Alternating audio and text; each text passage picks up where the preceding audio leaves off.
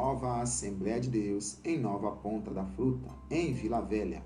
Pastor Mauro Muniz, Professor Miguel, só vitórias. Lição 3. Esperando a volta de Jesus. Textuário e a verdade prática. O textuário nos diz: e o mesmo Deus de paz vos santifique em tudo, e vosso espírito, alma e corpo sejam plenamente conservados, irrepreensíveis, para a vinda de nosso Senhor Jesus Cristo. 1 Tessalonicenses, capítulo 5, versículo 23. Pois bem, amados irmãos, como eu gosto sempre de colocar um paralelo aqui entre o textual e a verdade prática, fazendo um paralelo, por isso que eu gosto de botar inclusive os dois juntos. A verdade prática nos diz, com relação à volta de Jesus, só há dois tipos de crentes, os que serão arrebatados e os que ficarem.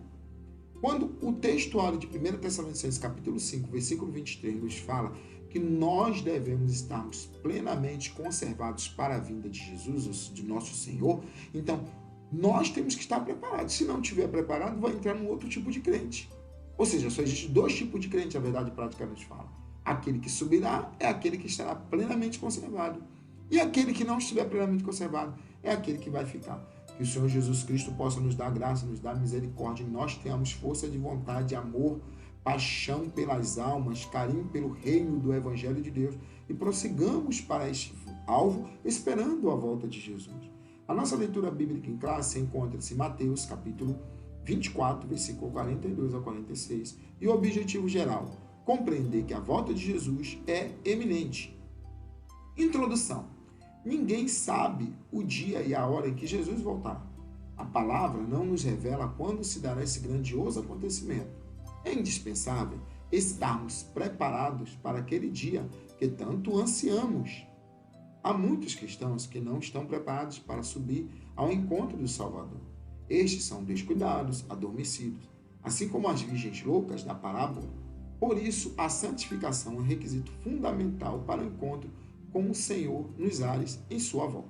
Pois bem, o comentarista aqui está introdutoriamente nos dizendo que ninguém sabe o dia, nós temos sempre batido nessa tecla, o dia e a hora ninguém sabe da volta de Jesus. Mas é indispensável estarmos preparados. Na última lição, eu dei o exemplo do ônibus, eu dei outro exemplo também, mas do ônibus eu acho que chama mais atenção. Você mora num local que você não tem conhecimento, como era antigamente principalmente, de quando que o ônibus ia passar, quando que ele iria passar. Nesse local é estrada de barro, então você vai para o ponto aproximadamente pelo horário, ou esperar, se for o caso, até o dia todo, porque você não tem a menor noção que hora ele vai passar. Aí, eis que ao longe você observa uma poeira, a poeira na estrada, poeira de barro. Estrada de barro, você, opa, isso aí é um sinal que ele deve estar próximo. Vou estar cada vez mais preparado. Se eu estava sentado, eu vou me levantar. Aí você ouve o barulho do ônibus, diferente dos carros que você estava ouvindo. Então, quer dizer, é um sinal que aquele ônibus está se aproximando. Você não está vendo ele agora, mas você tem que estar preparado para quando ele passar, você estar indo. Então, dia e hora nós não sabemos, mas nós temos visto sinais que nós estudamos na lição passada que falam e que mostram que a vida de Jesus Cristo está próxima. Infelizmente, até muitos cristãos estão descuidados, adormecidos, como aquelas virgens loucas que nós vamos estar estudando ao longo dessa lição. Então, nós precisamos nos santificar, é o requisito fundamental para estarmos preparados para não sermos tomados de surpresa na volta do Senhor Jesus Cristo. Aguardando a volta do Senhor, é o tópico primeiro. Ponto 1. Com fé e diligência. Jesus exortou os discípulos a serem vigilantes. Por não sabermos a data da segunda volta de Jesus, temos de ter uma conduta ilibada em nosso dia a dia. Precisamos também desejar a volta de Cristo, como os crentes de Tessalônica. Eles ficaram tão convictos e anelantes ante a mensagem que os missionários lhes pregavam concernente à segunda vinda de Cristo, que entendiam que a mesma ocorreria naqueles dias, enquanto estavam vivos. Está em 1 Tessalonicenses. Então, o que ele está nos falando aqui? Ele está nos falando aqui que com fé e vigilância, é uma atitude que nós temos que ter esperando a volta de Jesus. Então, nós temos que ser vigilantes, conduta irrepreensível, sem pecados. Claro e evidente que todos nós cometemos pecado, mas se nós perdoarmos, confessarmos os nossos pecados, é fiel e justo. E não é pecados premeditados, viver, não, todo dia eu peco, no final do dia eu vou pedir perdão. Não, não é isso que estamos falando. Estamos falando que na vida do crente o pecado é um acidente de percurso. É algo que não é natural. Agora o crente que vive pecando, acreditando que Deus vai estar sempre perdoando ele no final do dia, é alguém que está tendo uma conduta que não condiz com a verdade bíblica. Vai estar correndo risco, como aquelas 10 virgens que não estavam preparadas, como aquelas 5 virgens que não estavam preparadas e não entraram para a celebração com o seu noivo. Assim é o exemplo que Jesus Cristo nos deu das 10 virgens. 5 eram prudentes e 5 eram loucas. Nós estejamos sempre vivendo prudentemente. Então, outra coisa interessante é desejar a volta de Cristo. Como é que eu sei se eu estou desejando a volta de Cristo ou não? Se eu botar para pesar num prato a volta de Jesus Cristo e te falar, irmãos, Jesus Cristo está voltando, será que a tua alegria vai ser maior ou menor do que se eu disser que você vai ganhar um carro esse ano? Se eu disser que Jesus Cristo está voltando, será que vai ser mais alegre ou menos alegre se eu disser que tua família, você vai ser avô, você vai ser avó, você vai ser pai, mãe? Ou você vai dizer assim para mim, não, irmão Miguel, deixa minha filha se casar. Não, logo agora que eu entrei no emprego tão bom. Então, a volta de Cristo, você já não está desejando a volta de Cristo. Como os crentes de Tessalônica, que foi citado aqui, que acreditavam até que a volta de Jesus Cristo ia correr naquele dia, então eles não estavam nem preocupados com as coisas, se ia melhorar ou se não ia melhorar, se a reforma da Previdência iria passar ou não, se o governo Bolsonaro vai continuar ou se o governo da esquerda vai entrar novamente. Então, se você está preocupado mais com as coisas terrestres, desejando mais ela, você não está desejando tanto a volta de Cristo. E é um perigo muito grande, mas que nossos corações estejamos sempre desejando a volta de Jesus Cristo. Ponto 2. Cheio do Espírito. As virgens prudentes representam os crentes fiéis, que esperam a vinda de Jesus, cheio do Espírito Santo. Elas tinham azeite. Este representa a presença do Espírito Santo. As virgens loucas tinham pouco azeite. Suas lâmpadas logo se apagariam. Elas representam os crentes descuidados quanto à vinda do noivo e que permitem que a chama do Espírito Santo se extinga. Chegou o esposo e as que estavam preparadas entraram com ele para as bodas e fechou-se a porta. Olha só, irmãos, o que o comentarista aqui está nos falando?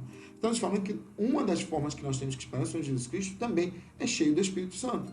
Então, ele dá o exemplo das 10 virgens, que é o texto que você deveria ter parado na sua casa e lido. Sobre as 10 virgens, 5 eram prudentes e 5 eram loucas. Então, todas elas tinham azeite, só que as loucas tinham pouco azeite. E azeite representa a presença do Espírito Santo.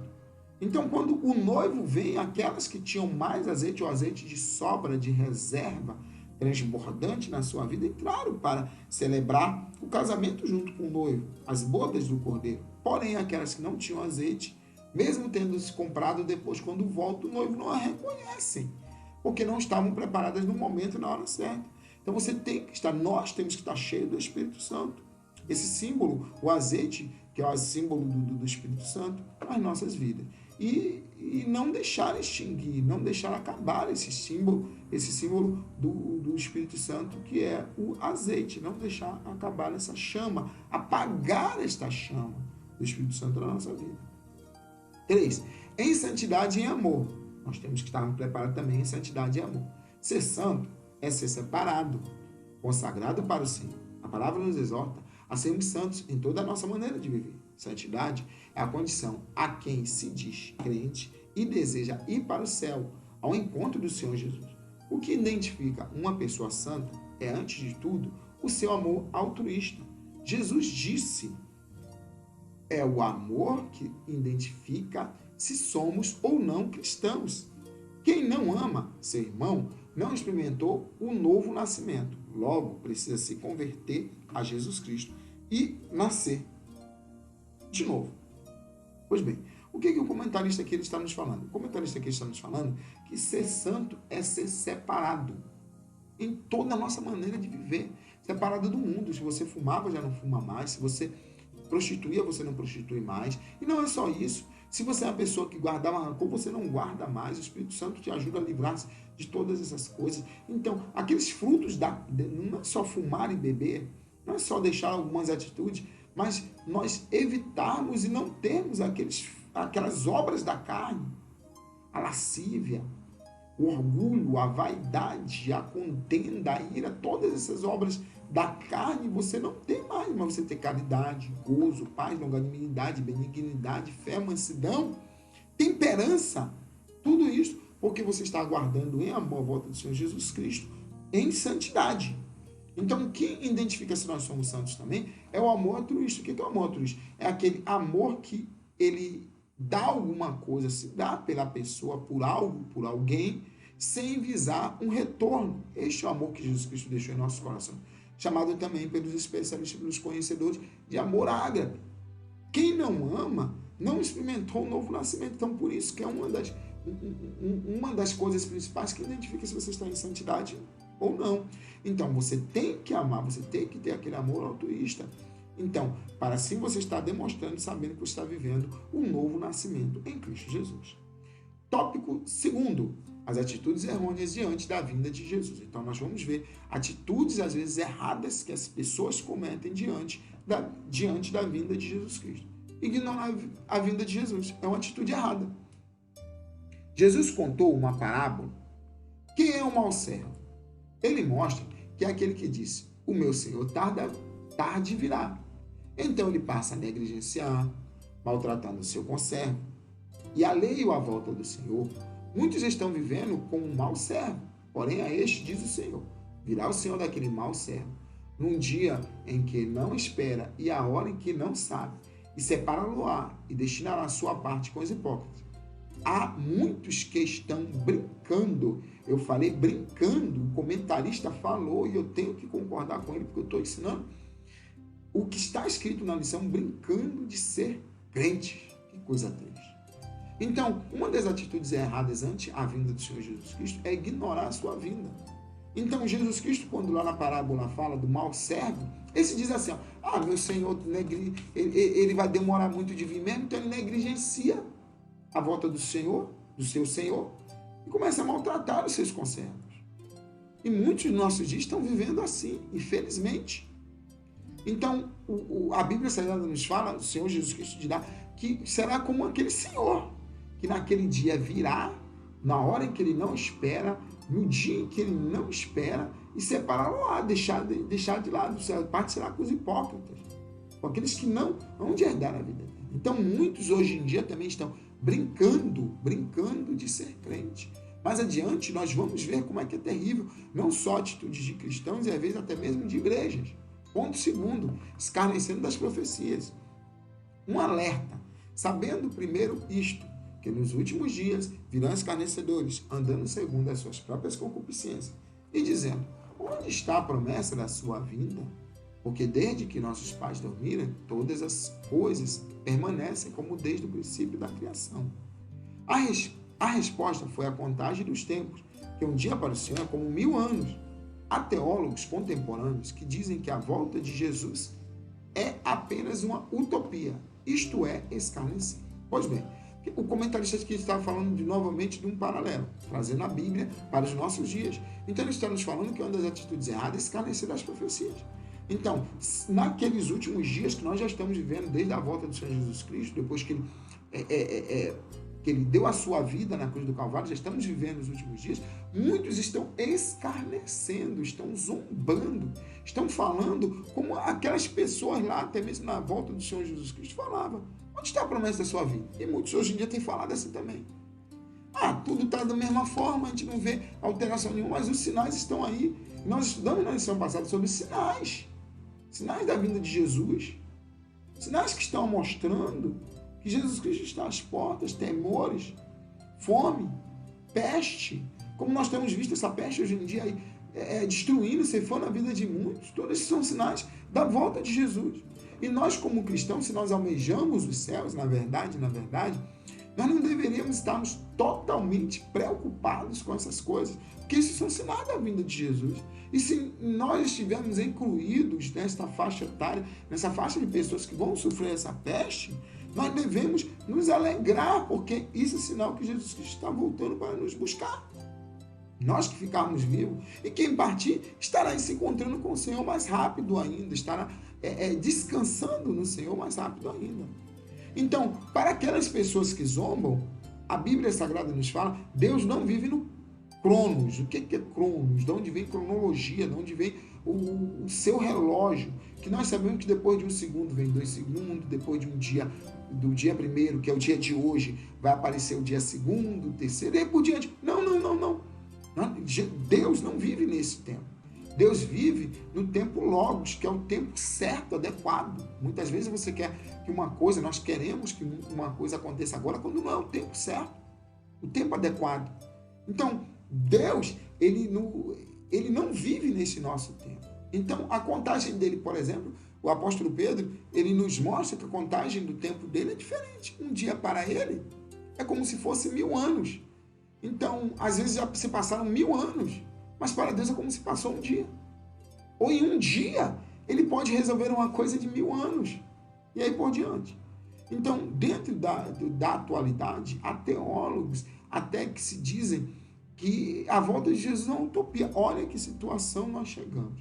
Mas que o Espírito Santo de Deus possa nos guardar dessas coisas erradas, essas utopias, essas loucuras que têm acontecido no mundo. Estejamos prontos para a volta do Senhor Jesus Cristo. Com atitudes, que é o tópico terceiro, atitude do servo fiel ante a volta do Senhor. Nós temos visto atitudes erradas e agora nós vamos ver atitudes certas ante a volta do Senhor Jesus Cristo. Ter uma vida irrepreensível. Isto só é possível na vida do crente através do poder redentor, libertador e purificador do sangue de Jesus, mediante a fé. E o mesmo Deus de paz vos santifique em tudo vosso espírito, alma e corpo sejam plenamente conservados e irrepreensíveis para a vida de nosso Senhor Jesus. Há crentes que, como os sepulcros caiados, pois em seu interior há somente podridão, são arrogantes, invejosos, amargurados, cheios de ódio. Sejamos santos, irmãos. Então, ele está falando aqui de crente. Então, uma das atitudes que o crente tem que tomar ante a volta do Senhor Jesus Cristo é ter uma vida irrepreensível.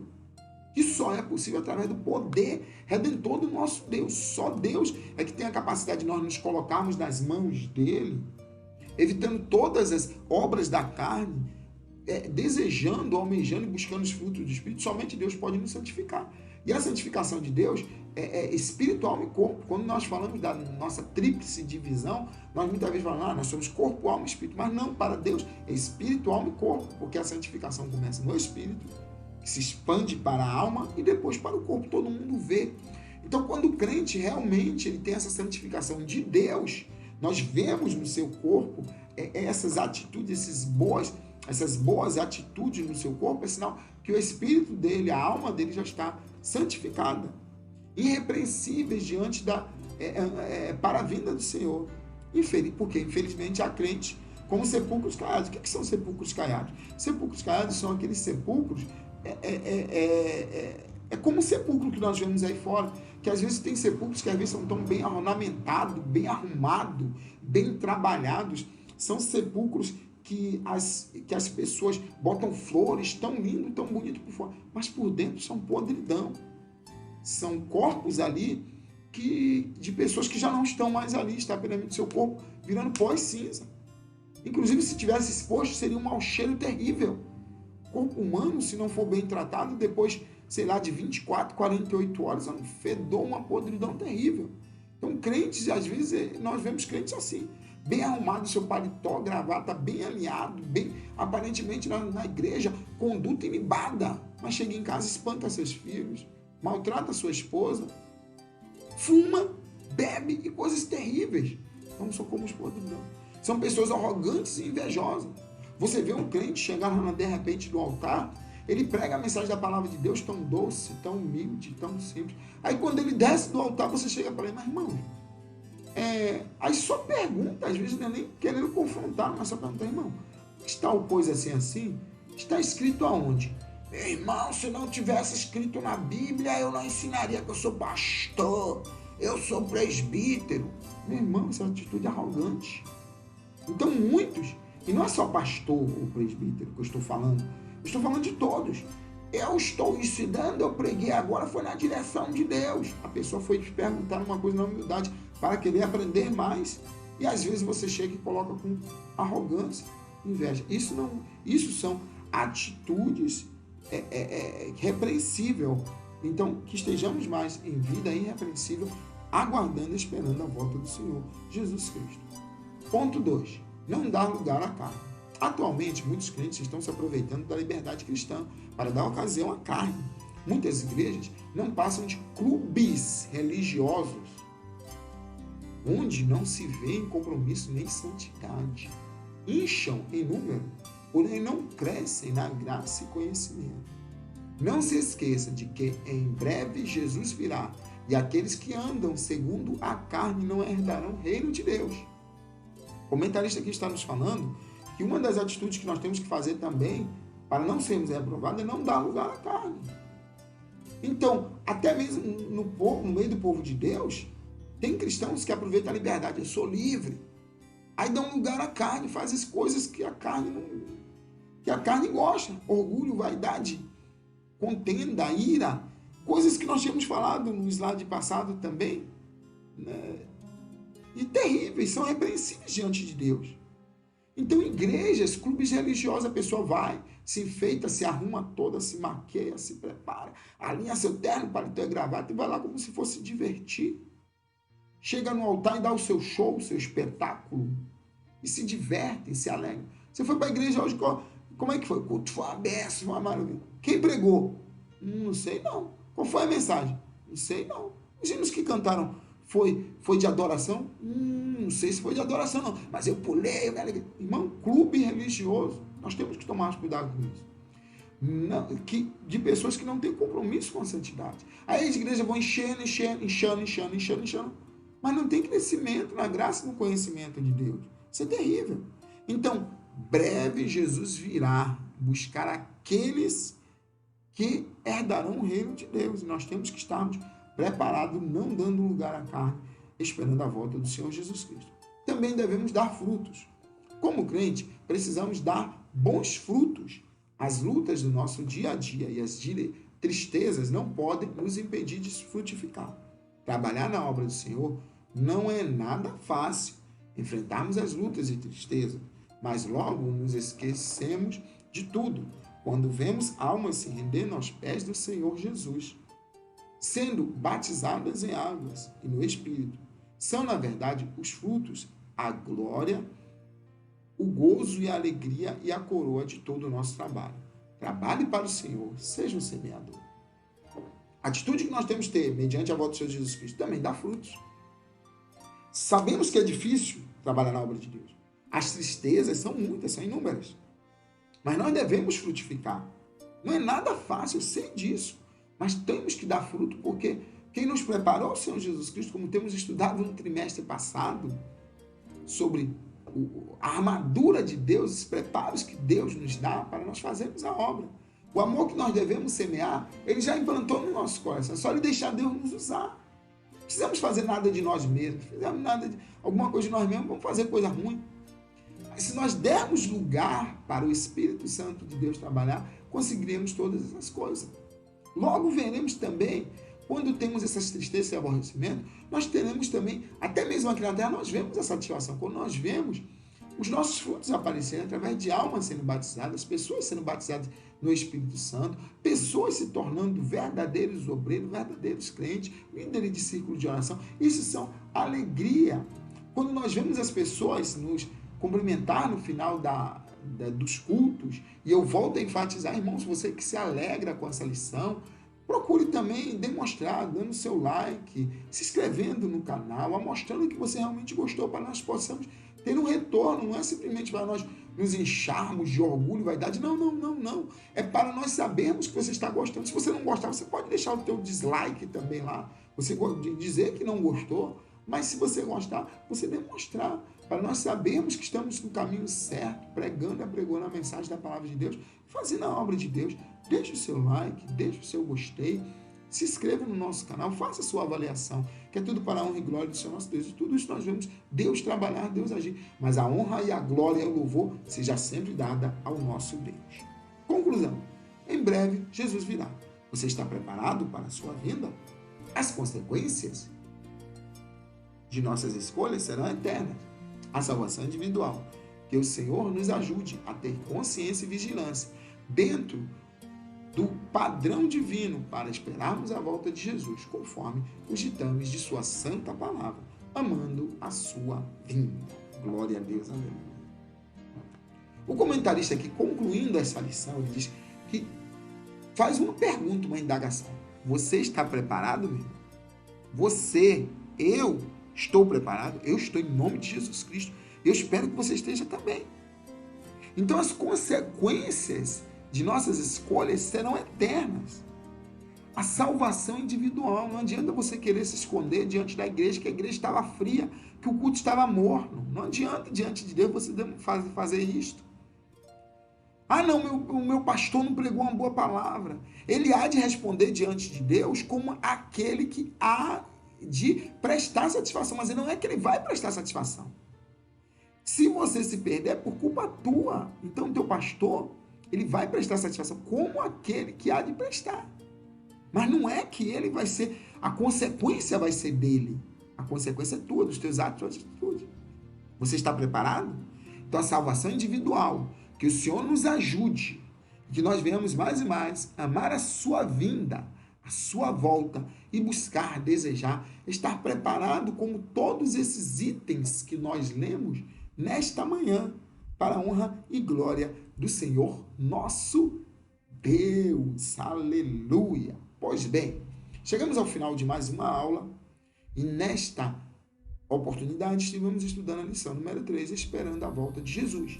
Na próxima lição, a lição de número 4, estaremos estudando, esteja alerta e vigilante, Jesus voltará. Jesus voltará. Ainda estaremos falando da volta de Jesus Cristo, para depois sim falarmos do arrebatamento. Mas na próxima lição estaremos falando sobre esteja alerta e vigilante, Jesus voltará. E como eu costumo sempre dizer, sempre é só vitória.